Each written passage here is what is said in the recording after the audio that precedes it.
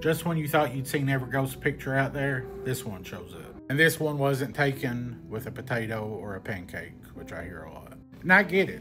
Most ghost, Bigfoot, cryptid videos or pictures, they look like they were filmed in 1974. This one, however, is not that old, and you can clearly see this, what I think is a demon. There's a group of ladies. It's like a family photo, like at probably a family reunion. There's a whole group of people. And in the beginning, this figure is not there.